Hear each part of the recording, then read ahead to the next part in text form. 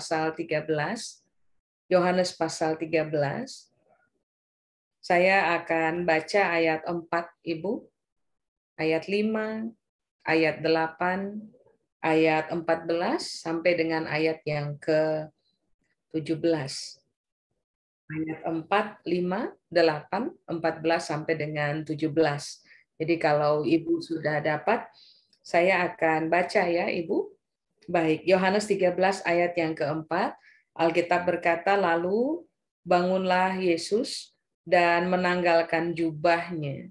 Ia mengambil sehelai kain lenan dan mengikatkannya pada pinggangnya. Nah, ini dulu yang Ibu harus ingat, bahwa di zaman Yesus hidup, Ibu, orang yang berpakaian seperti ini nih, ikat kain di pinggang, entah itu kainnya apa aja. Tapi kalau ada orang yang ikat kain di pinggangnya, itu orang itu sudah dapat dipastikan sebagai seorang hamba atau pelayan, atau juga orang yang sedang memposisikan dirinya karena dia melayani, dia ada di bagian bawah. Begitu. Jadi sebenarnya apa yang dikerjakan oleh Yesus hari itu adalah perlambangan, Ibu, bahwa dia memilih hari itu untuk ada pada posisi menghamba, melayani, dan merendahkan diri. Nah, ini harus Ibu dan saya perhatikan. Sebab nanti kalau kita baca ayat-ayat berikutnya, kita akan tahu bahwa ayat 4 ini adalah ayat yang sangat signifikan untuk Ibu dan saya perhatikan, pegang, dan hidupi. Itu di ayat yang keempat. Lalu Ibu bisa lihat dengan saya di ayat yang kelima, Alkitab bilang kemudian ia menuangkan air ke dalam sebuah basi dan mulai membasuh kaki murid-muridnya, lalu menyekanya dengan kain yang terikat pada pinggangnya. Jadi Ibu bisa lihat ya, ayat 4 bilang bahwa dia memposisikan diri menjadi hamba, melayani, merendahkan diri. Nah, di ayat yang kelima, Alkitab bilang dia melakukan sebuah tindakan pembasuhan. Jadi ayat 4 dan ayat 5 memberitahukan kepada kita bahwa essence ini penting. Merendahkan diri, menghamba, melayani, ada pada posisi tahir, ini esensi yang penting. Kalau ini adalah hal yang tidak penting, tidak mungkin Yesus akan melakukannya. Nah, berkaitan dengan ayat 5 tentang pembasuhan kaki, Ibu lihat kan tadi di ayat 4 Alkitab bilang, dia merendahkan diri, dia memutuskan untuk menjadi hamba, dia memutuskan untuk melakukan tindakan melayani. Apa yang dia kerjakan berikutnya? Pembasuhan atau pentahiran. Nah, Ibu begini, waktu Yesus merendahkan diri, dia tidak sedang merendahkan diri di atas bukit. Enggak, Bu.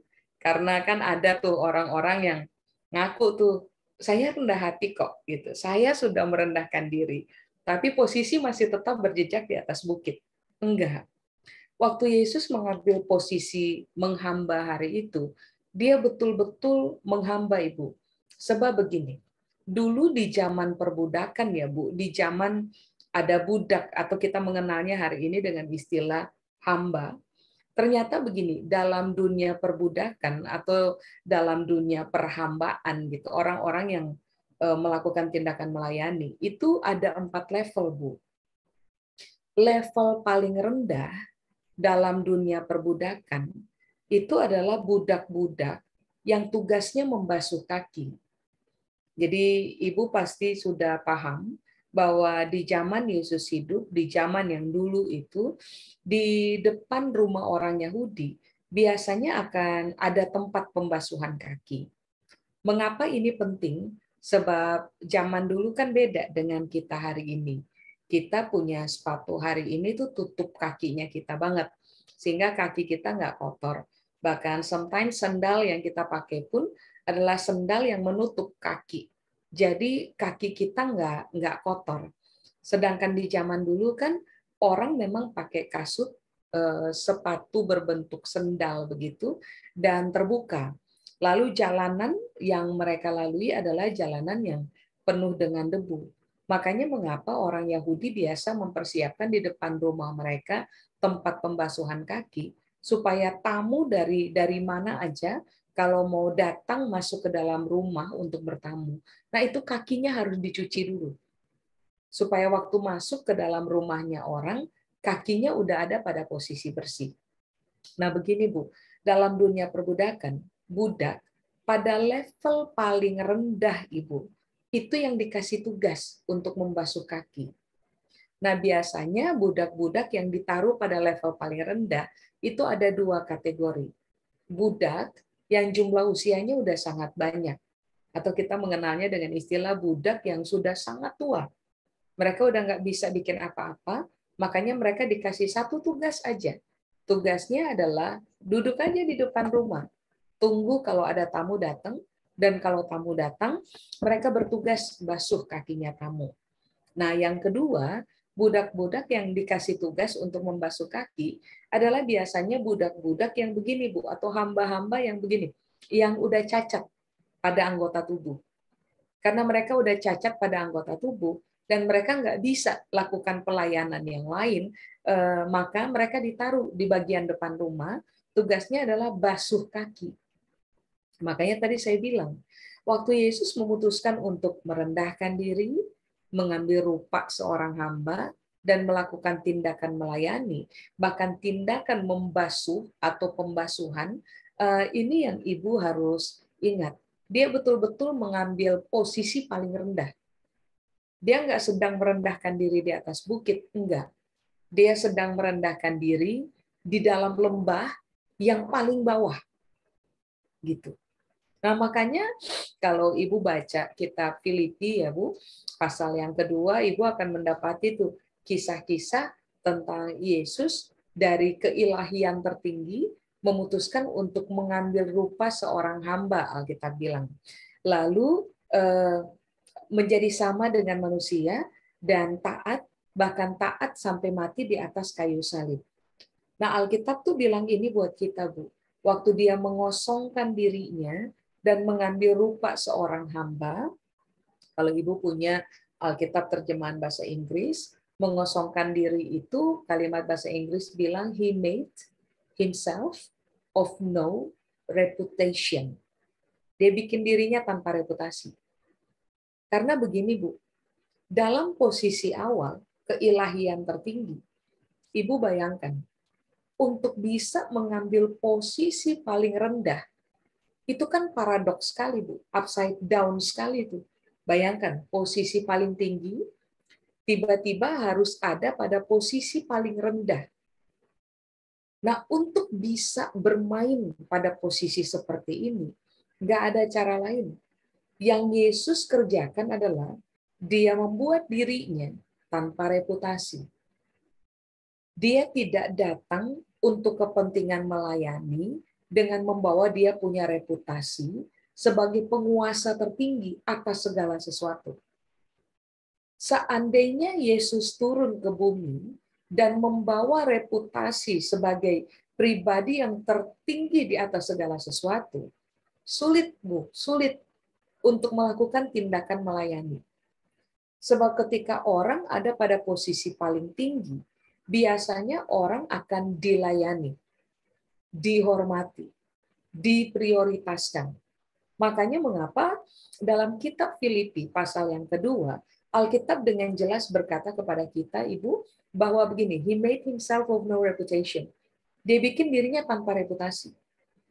Supaya pada akhirnya dia bisa mengambil posisi yang paling rendah, yang amat sangat rendah, sehingga pada akhirnya dia bisa berhasil untuk bermain pada kategorial itu tubuh, melayani, menghamba, merendahkan diri. Nah, sekarang ini yang Ibu dan saya perlu pertimbangkan. Kita punya reputasi apa? Posisi kita hari ini apa? Kita ada pada posisi yang bagaimana? Pencapaian kita sudah ada pada tingkatan yang keberapa?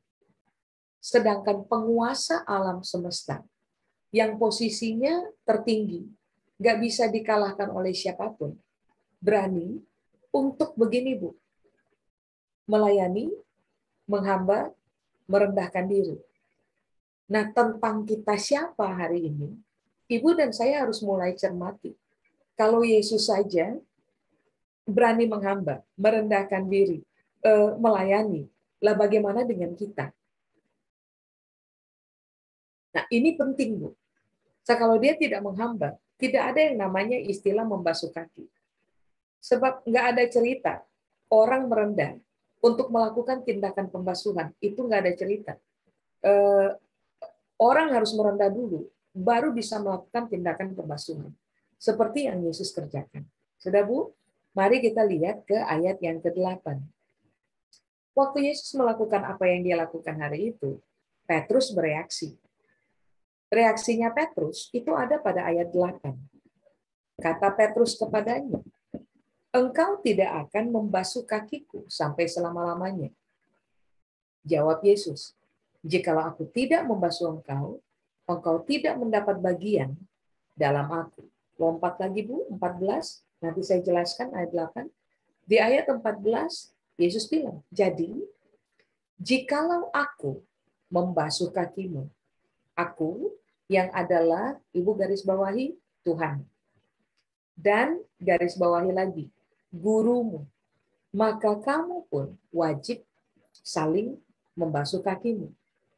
Sebab aku telah memberikan suatu teladan kepada kamu, supaya kamu juga berbuat sama seperti yang telah kuperbuat kepadamu.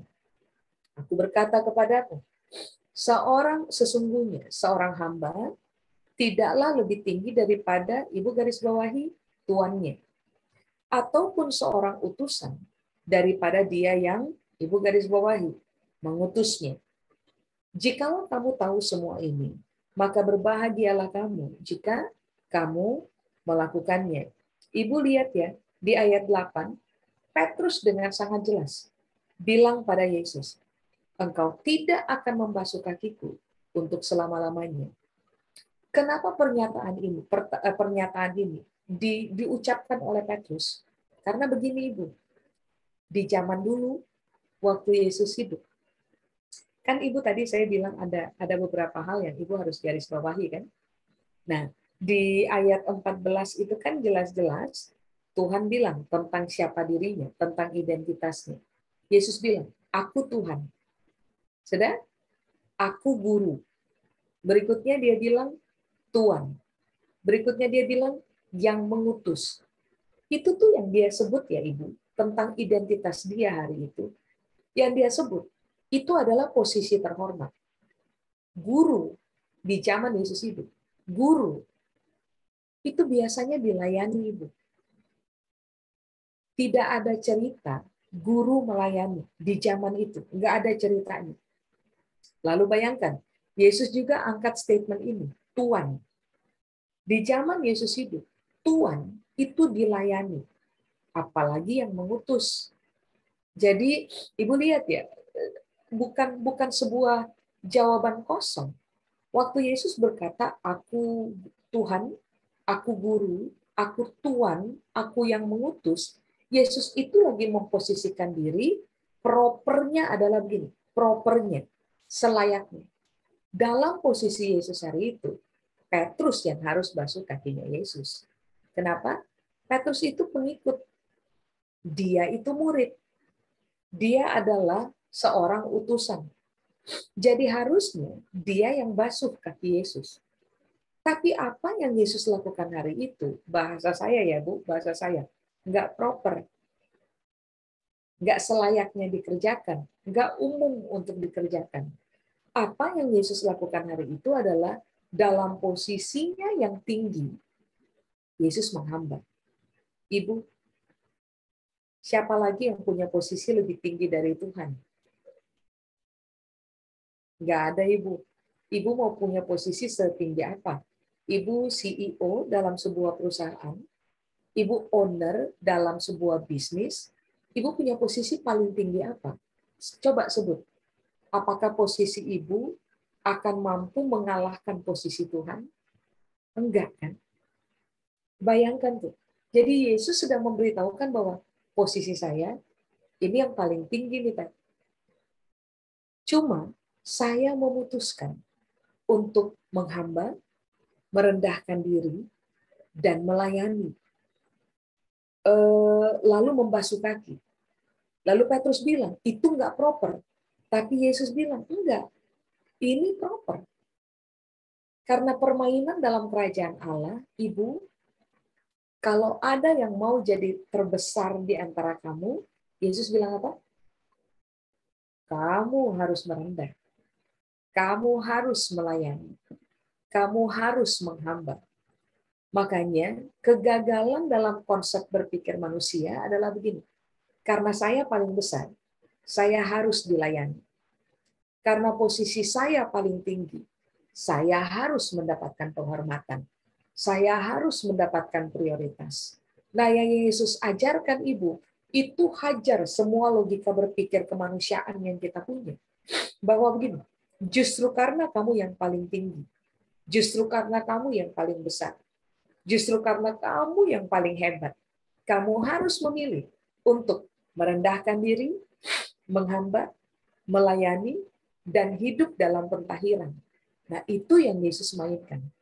Makanya Ibu perhatikan tuh, waktu Petrus sanggah, Petrus berupaya untuk hentikan apa yang Yesus sedang berupaya untuk kerjakan sebagai bagian dari gaya hidup kerajaan. Ini yang Yesus jawab, Ibu. Jika aku tidak membasuh engkau, engkau tidak mendapat bagian dalam aku. Jadi, waktu Yesus memutuskan untuk merendahkan diri di hadapan murid-muridnya, sebuah hal yang tidak proper, tidak biasa dikerjakan oleh para guru, tapi Yesus melakukannya. Ternyata begini, Bu, ada tujuan.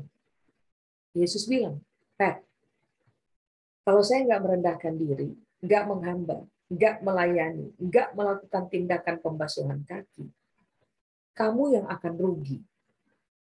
Kenapa kamu rugi? Ini yang Alkitab bilang di ayat 8. Kamu nggak dapat bagian, garis bawahi, di dalam aku. Ibu, kata bagian di situ bahasa Yunani bilang meros atau meiromai.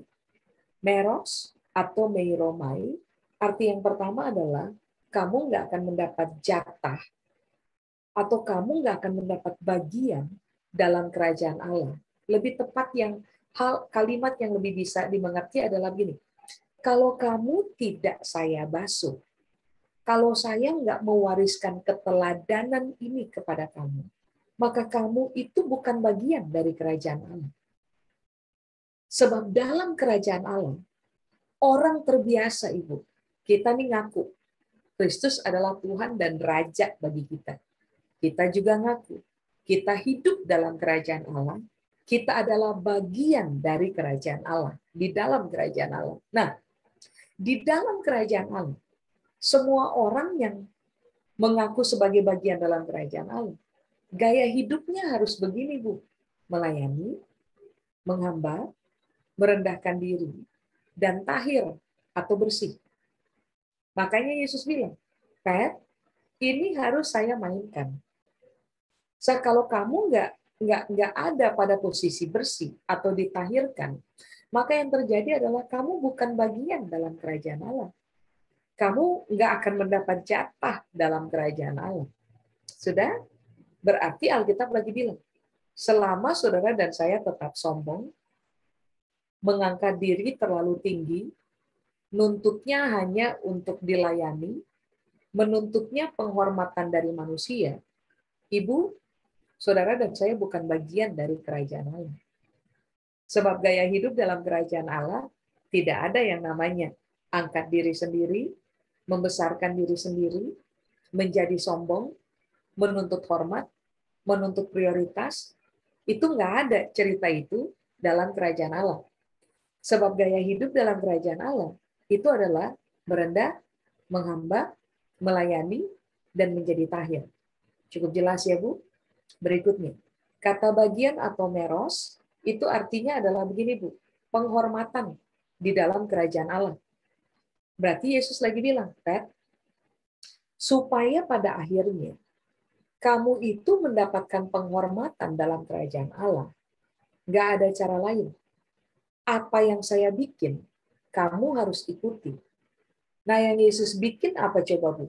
Merendahkan diri, menghamba, melayani, dan melakukan tindakan pentahiran, bersih.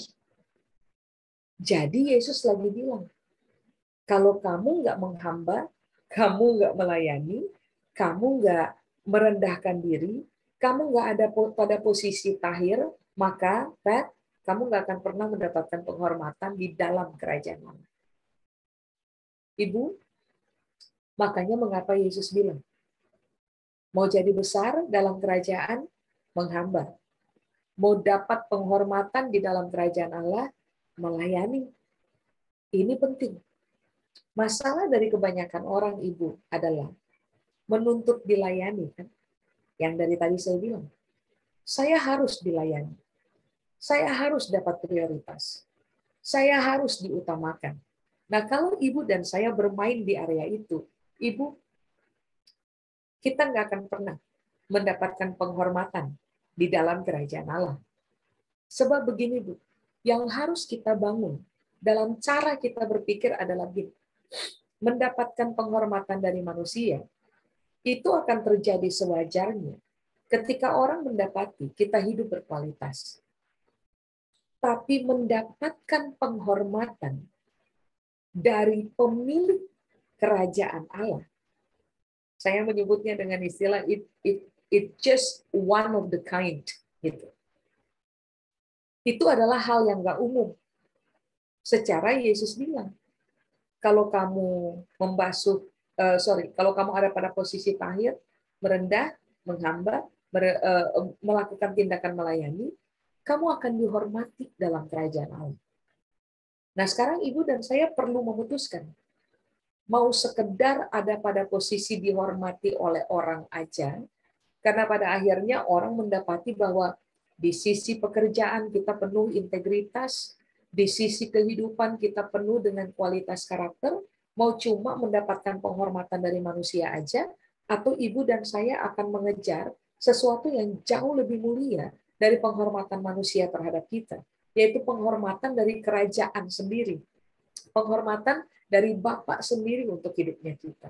Menurut saya, kalau toh pada akhirnya Ibu dan saya sampai dengan hari ini dihormati oleh manusia, jangan puas dengan penghormatan manusia. Ibu dan saya harus kejar penghormatan yang jauh lebih tinggi dari penghormatan yang manusia bisa berikan kepada kita. Kejar penghormatan dari Bapa yang punya kerajaan.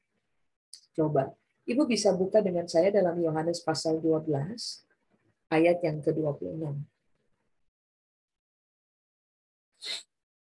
Yohanes pasal 12, ayat 26. Alkitab bilang ini, Bu. Barang siapa, Ibu garis bawahi, ngapain? Melayani, Ibu. Bukan dilayani. Melayani. Stop, Ibu. Stop. Stop paksa orang layani kita. Stop cari hormat dari manusia. Stop minta diprioritaskan. Stop minta ditinggikan dan diagung-agungkan oleh manusia. Karena kalau itu permainannya kita, Ibu dan saya akan rugi. Oke? Barang siapa melayani aku. Ingat, melayani aku itu kan artinya begini. Melayani Tuhan punya kehendak, melayani Tuhan punya perintah dalam kehidupannya kita, melayani Tuhan punya firman yang datang untuk kehidupannya kita, melayani Tuhan punya panggilan yang datang untuk kehidupannya kita. Posisinya adalah Ibu dan saya melayani itu, melayani Tuhan. Barang siapa melayani aku, ia harus mengikut aku. Dan di mana aku berada, di situ pun garis bawahi, pelayanku akan berada. Kalimat berikutnya, barang siapa melayani aku, ia akan ngapain, Bu? Bu, orang yang dilayani nggak akan dihormati Bapak. Karena konsep di ayat 26 adalah gini, orang yang melayani itu yang akan dihormati oleh Bapak. Melayani apa? Melayani Tuhan punya perintah. Melayani Tuhan punya kehendak, melayani Tuhan punya firman, yang kaitannya cuma satu. Barang siapa memutuskan untuk hidup dalam ketaatan, karena mengabdi untuk Tuhan punya perintah, Tuhan punya firman, Tuhan punya arahan. Waktu kita memilih untuk, oke, saya pelayan, saya hamba, saya merendahkan diri, Dia adalah Tuhan, Dia kasih perintah saya ikuti, saya layani Dia. Ibu dan saya akan mendapatkan penghormatan dari sang pemilik kerajaan, dari sang penguasa alam semesta. Bukankah ini yang tadi saya sebut dengan istilah one of the kind? Kita dilayani orang, udah wajar, biasa.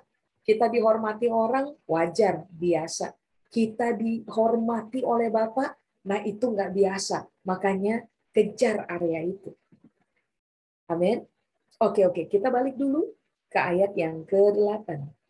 Kata bagian, arti yang berikutnya adalah penugasan. Berarti Alkitab lagi bilang, Yesus lagi bilang, Pat, kalau saya nggak kerjakan ini untuk kamu, kamu nggak mungkin menjadi duta yang efektif untuk ditugaskan mengerjakan kepentingan kerajaan Allah. Ibu tahu kan bahwa Petrus dan murid-murid yang lain adalah seorang utusan. Tapi ibu juga tahu kan bahwa kita juga adalah utusan dalam kerajaan Allah. Untuk menjadi utusan yang sangat efektif dalam kerajaan Allah, nggak ada cara lain, Ibu. Ibu dan saya harus menghamba, merendahkan diri, melayani, ada pada posisi pahil. Baru nanti kita akan dikenal sebagai utusan-utusan yang sangat efektif dalam kerajaan Allah. Amin. Ibu, Tuhan nggak salah panggil kita. Tuhan nggak salah pilih kita. Tetapi yang bikin kita gagal untuk menjadi seorang utusan yang sangat efektif dari kerajaan Allah adalah itu tuh, Bu. Sombong, angkuh, minta dilayani, minta dihormati, minta diprioritaskan, tidak mau hidup dalam pentahiran. Itu yang seringkali bikin kita gagal untuk menjadi utusan-utusan yang bisa diandalkan oleh kerajaan Allah. Utusan-utusan yang sangat efektif dipakai oleh Tuhan di dalam kerajaannya. Berikutnya, bagian itu sama dengan destiny. Yesus bilang, Pat, saya harus bikin ini untuk kamu. So, kalau ini terjadi pada kamu, maka yang akan kamu dapatkan adalah bagian dalam kerajaan Allah, atau meros, atau destiny. Ibu, orang sombong tidak akan pernah mencapai Tuhan punya destiny itu. Coba, dalam proses kita iring Yesus sampai dengan hari ini, banyak orang ingin tahu apa itu Tuhan punya kehendak. Apa kehendak Tuhan untuk saya? What kind of destiny gitu? Apa destiny atau apa tuh? Takdir Tuhan untuk saya. Rencana Tuhan, masa depan Tuhan untuk saya itu apa? Nah begini, semua orang rendah hati yang menghamba, berani melayani dan hidup dalam pentahiran, cuma mereka, Ibu, yang bisa mencapai the kingdom destiny. Ibu masih ingat kan? Lucifer nggak pernah capai kingdom destiny. Hanya karena satu alasan. Sombong, Ibu. Sombong. Angkat dirinya terlalu tinggi. Makanya waktu Yesus bilang untuk Petrus, Pat, saya harus bikin ini. Kamu harus mengalami ini. Supaya kamu mendapat bagian dalam kerajaan Allah. Yesus lagi bilang, kamu harus alami ini. Supaya pada akhirnya, kamu bisa mencapai the kingdom destiny in your life. Makanya Ibu lihat, waktu Yesus naik, murid-murid itu betul-betul mengabdi, mengerjakan Tuhan punya kehendak.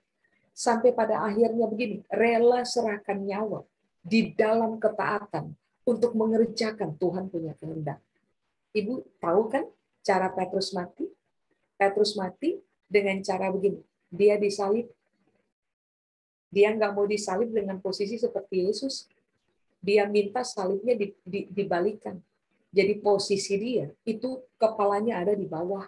Karena dia merasa tidak layak jika kematiannya itu disamakan dengan Yesus. dia cuman hamba. Dia harus ada pada tetap posisi paling rendah. Ibu lihat, orang-orang yang pada akhirnya mencapai Tuhan punya destiny. Karena mereka meniru apa yang Yesus ajarkan kepada mereka. Hidup dalam ketaatan. Sudah? Nah, apakah bagian? Bagian itu arti yang berikutnya adalah begini, Bu. Sebuah bagian dari keseluruhan. Ini berbicara tentang begini, tubuh Kristus. Kita adalah anggota. Kita adalah sebagian dari keseluruhan tubuh Kristus. Tidak ada cerita, Ibu. Tubuh isinya mata semua. Kalau ibu adalah mata, tidak ada cerita. Tubuh isinya ibu semua. Kalau ibu adalah tangan, nggak ada cerita. Tangan isinya ibu semua. Kalau ibu adalah mata, bisa jadi saya adalah kaki. Bisa jadi ibu yang lain adalah telinga. Bisa jadi ibu yang lain adalah jari. Bisa lain ibu yang lain adalah jantung, adalah paru-paru, adalah ginjal. Artinya Alkitab bilang, semua orang yang menghamba akan sadar betul bahwa mereka hanyalah sebagian dari sebuah keseluruhan. Orang yang merendahkan diri ibu dan ada pada posisi tahir akan menjadi orang-orang yang begini, Ibu, tidak apa ya bahasa saya, tidak menjadi orang yang sok dibutuhkan. Ibu ngerti maksud saya? Oh iya, saya yang paling hebat, kamu butuh saya. Saya yang paling tinggi, saya yang paling jago, saya yang paling ahli di bidang ini, kamu butuh saya. Sedangkan saya nggak butuh kamu. Bukan.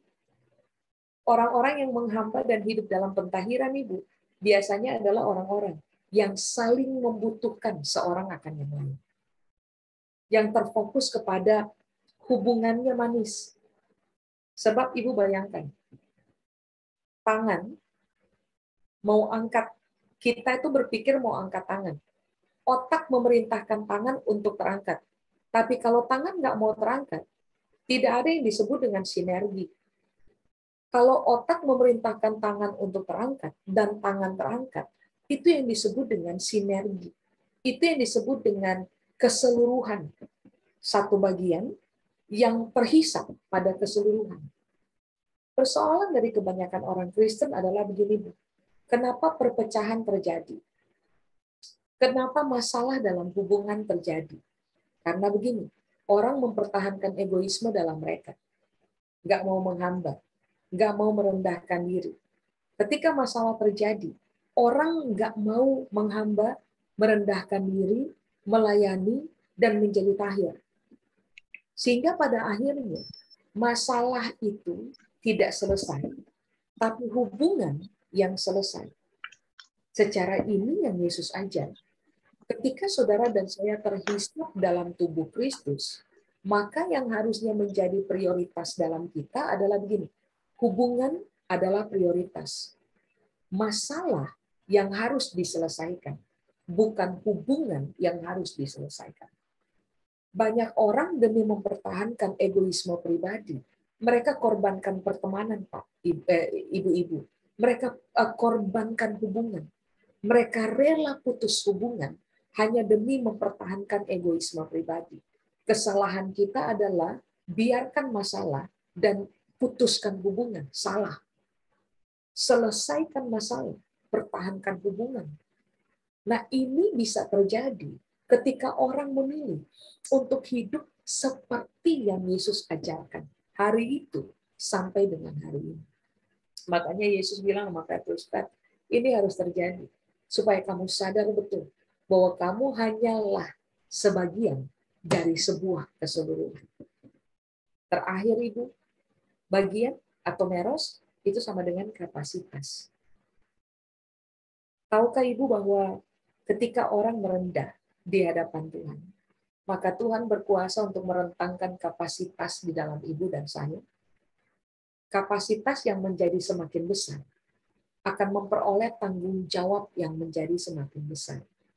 Ibu dan saya akan terpakai dengan sangat maksimal dalam kerajaan Allah. Ketika Tuhan akhirnya menemukan, ibu dan saya rendah hati. Ibu dan saya berani menghamba, berani melayani, hidup dalam pentahiran. Tuhan akan merentangkan kapasitas di dalam kita. Tuhan akan mempercayakan hal-hal yang jauh lebih banyak untuk ibu dan saya. Sehingga pada akhirnya, ibu dan saya akan menjadi orang-orang yang berkapasitas besar dan mampu mengerjakan hal-hal besar di dalam kerajaan Allah atas nama Tuhan. Amin. Makanya coba ibu perhatikan. Petrus di awal cuma nelayan biasa, ibu. Fokusnya tangkap ikan. Ibu masih ingat apa yang Yesus bilang? Mulai dari hari ini, kamu nggak lagi menjadi nelayan, penjala ikan. Kamu akan menjadi penjala manusia. Itu kepercayaan besar, Bu, yang diberikan karena Petrus mendapatkan perentangan kapasitas. Karena pengajaran demi pengajaran kebenaran yang Yesus ajarkan kepada Petrus dan murid-murid yang lain, itu menonobosi mereka punya cara berpikir. Bahwa kalau mau menjadi yang terbesar dalam kerajaan Allah, kamu harus taat kepada kebenaran yang mengajarkan begini. Kamu harus merendah, menghamba, melayani, dan hidup dalam pentahiran. Ibu, tidak ada cara terbaik untuk menjadi orang besar. Dengan kapasitas besar, dan memperoleh kepercayaan besar dari kerajaan Allah, kecuali 1, ibu menghamba, 2, ibu melayani, 3, ibu merendahkan diri, 4, ibu hidup pada posisi tahir. Apakah tahir? Bersih, ibu. Kita ini harus hidup bersih, bersih di hadapan manusia, bersih di hadapan Tuhan. Bagaimana kita tahu kita bersih? Sederhana. Ibu memilih untuk taat kepada firman Tuhan. Ibu memilih untuk menyelesaikan masalah-masalah dalam hubungan. Ibu memilih untuk tidak menyimpan kebencian dalam diri. Ibu memilih untuk tidak menyimpan kemarahan atau dendam atau bahkan kepahitan dalam ibu punya diri dan juga saya. Kita harus bersih, bersih di hadapan manusia, bersih di hadapan Tuhan. So, kalau ini kita mainkan, ibu dan saya akan mendapat bagian dalam kerajaan Allah. Itu Yesus ajar. Amin. Lompat ayat 14. Coba lihat. Yesus bilang, aku guru, aku Tuhan. Kerjakan ayat 4, ayat 5. Lalu Yesus bilang, maka kamu pun. Hari ini kita baca ini ayat. Berarti ayat ini berlaku juga untuk kita, Ibu. Kata kamu di situ, itu kita. Maka kamu pun, Ibu, wajib saling membasuh kaki. Makanya tadi saya bilang, ayat 4 dan ayat 5 Yesus memang kerjakan. Tapi kemudian di ayat 14 ini yang Yesus bilang. Ayat 4 dan ayat 5, kamu harus kerjakan. Coba, kerjakan buat siapa?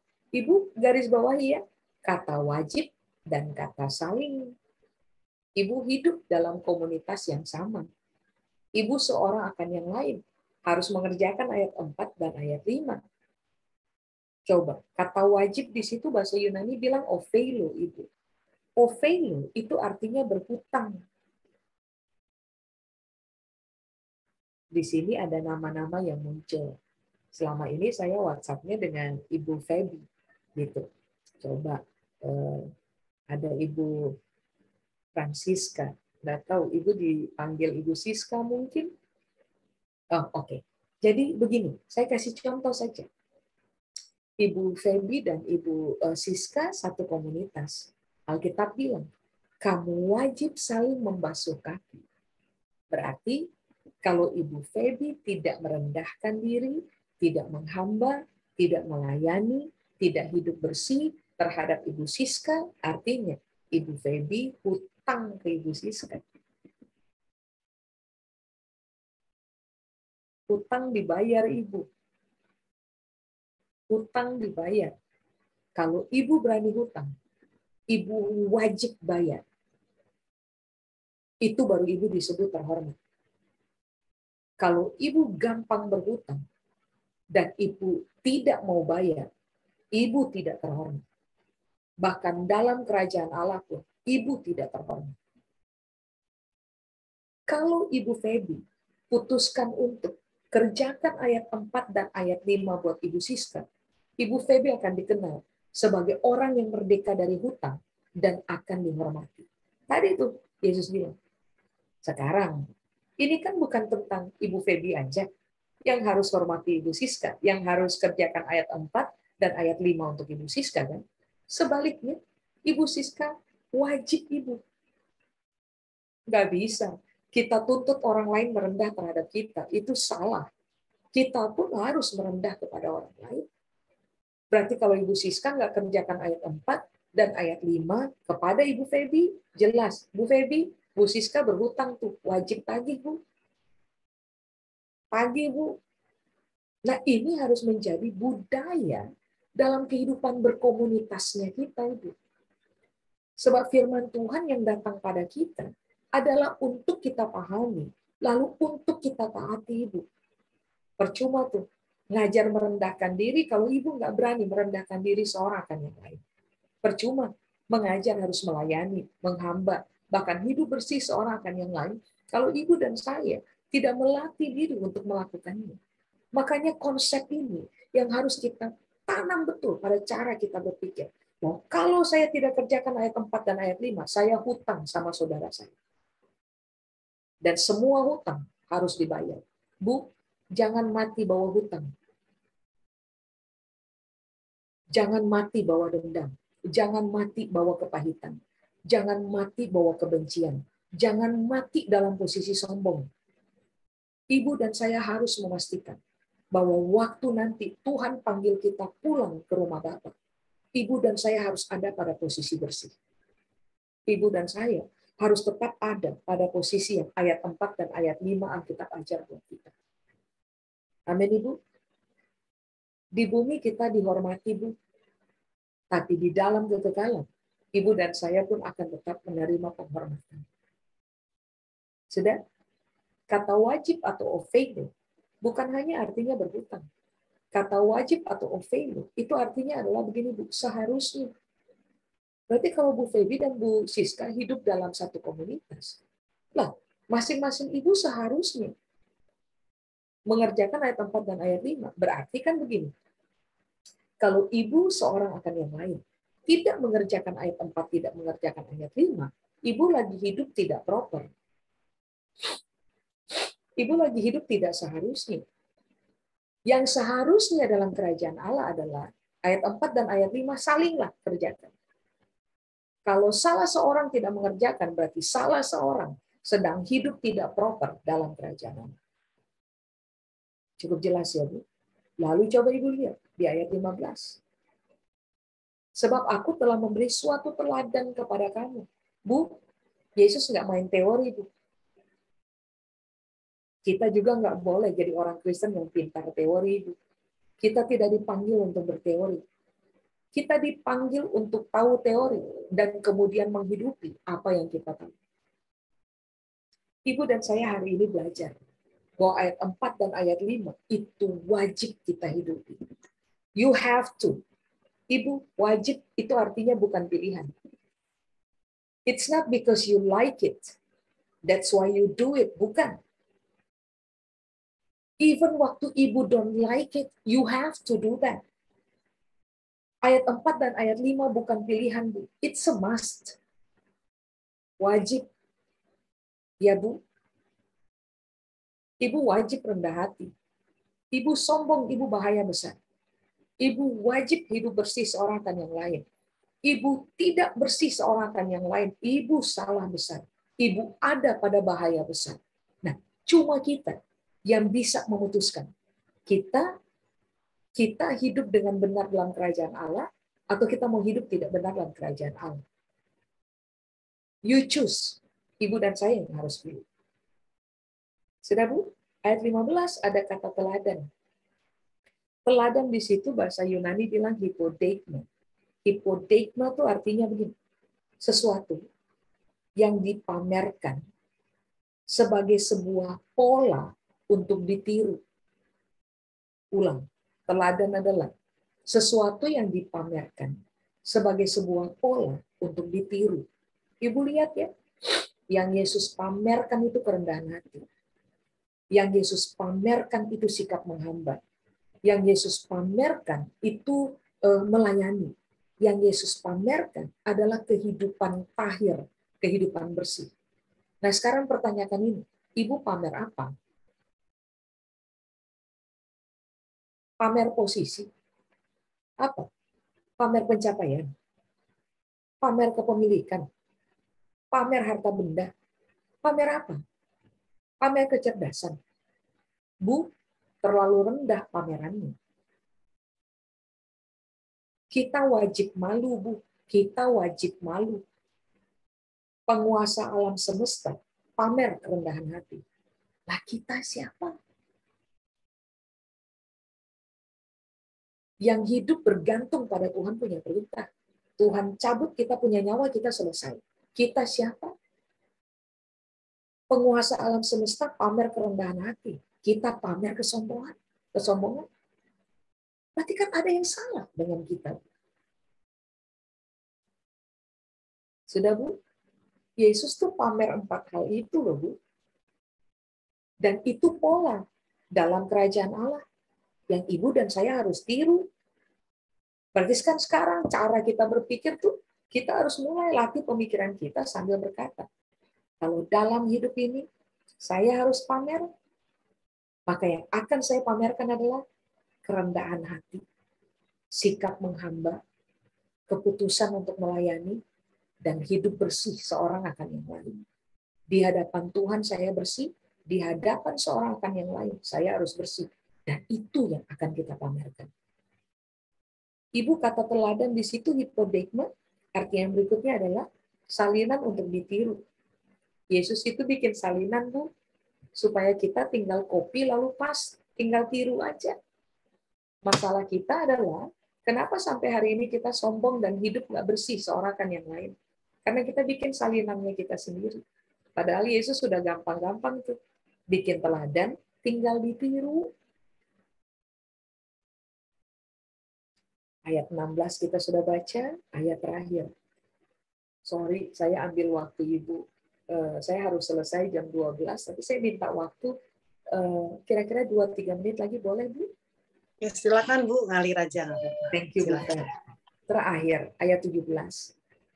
Jikalau kamu tahu semuanya ini, maka berbahagialah kamu jika kamu melakukannya.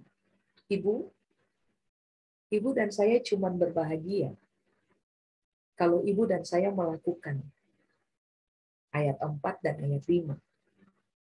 Berarti Alkitab bilang, Bu, kita udah tahu loh. Dan Alkitab bilang, kalau kamu udah tahu, kamu lakukan. Nanti kamu bahagia. Berarti kan Alkitab bilang ini, kalau kamu tahu dan kamu nggak lakukan, jangan marah kalau kamu nggak bahagia. Jangan kaget kalau kamu nggak bahagia. Yesus ajar kebenarannya, dia ajar kehendaknya, ibu dan saya tahu, kata tahu di situ, bahasa Yunani menggunakan kata eido. Eido itu artinya gini, tahu secara pengetahuan dan kita paham.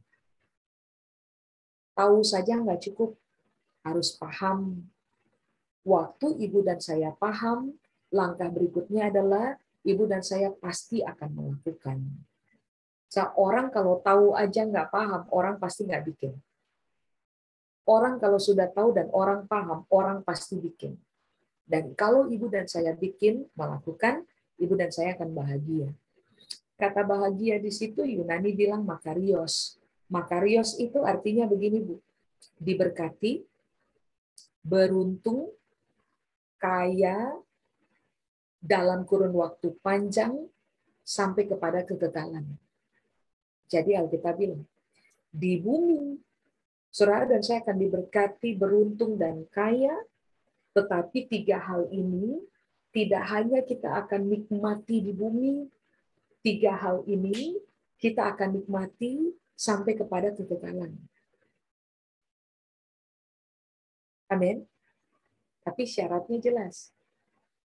Kamu tahu, kamu paham, kamu lakukan. Kata lakukan di situ Yunani bilang poieo. Poieo melakukan, pengertian pertama adalah melakukan karena setuju.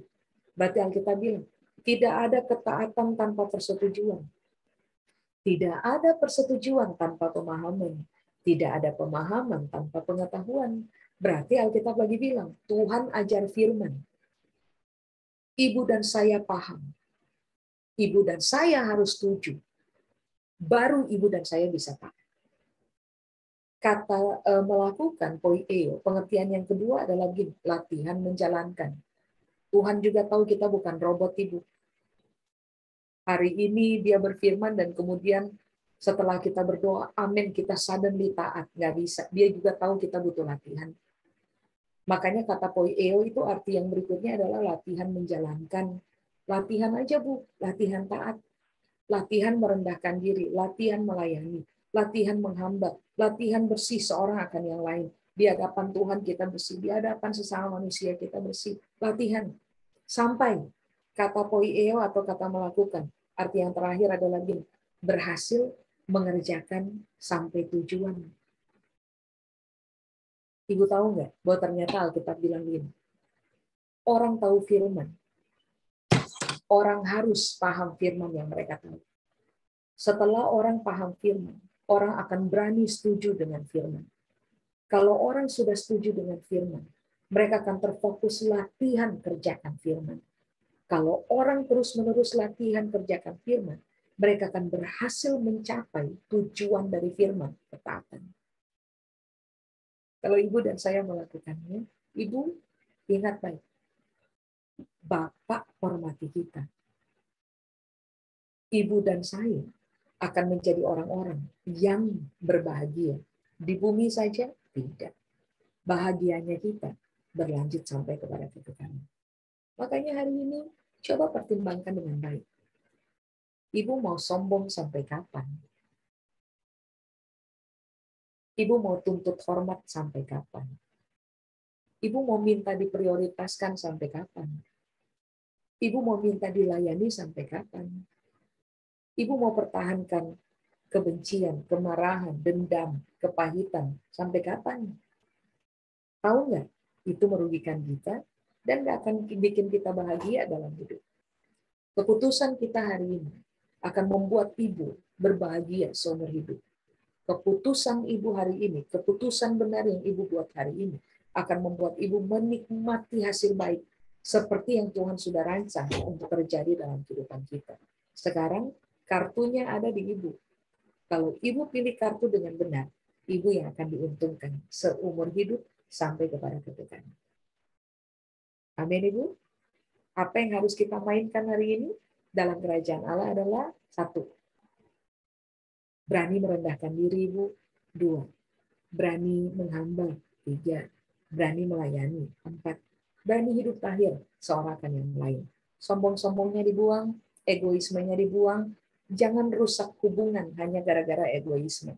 Pertahankan hubungan, selesaikan masalah yang ada. Karena yang kita mau adalah kita harus bahagia seumur hidupnya kita. Amin. Kita harus terkenal sebagai orang-orang yang taat seumur hidup kita. Amin. Baik. Saya selesai, Ibu. Mari saya ajak kita untuk berdoa terlebih dahulu. Tuhan, kami berdoa, biarlah seluruh firman kebenaran ini Tuhan materaikan dalam pertimbangan kami, dalam perenungan kami. Supaya biarlah seumur hidup kami dikenal sebagai orang-orang yang karena paham firman, kami setuju firman. Karena kami setuju firman, kami akan latih diri kami one day at a time untuk mengerjakan firman. Sehingga pada akhirnya kami akan dikenal sebagai orang-orang yang berhasil mencapai tujuan dari firman Allah. Dikenal sebagai orang-orang yang taat kepada perintah Tuhan dalam hidup kami. Biarlah kami dikenal sebagai pelayan-pelayan Kristus yang hidup untuk melayani kehendak Allah dalam hidup kami.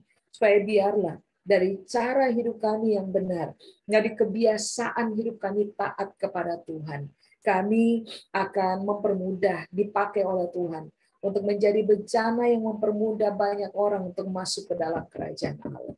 Hidup kami sampai kepada masa depan, kami serahkan kepada Tuhan.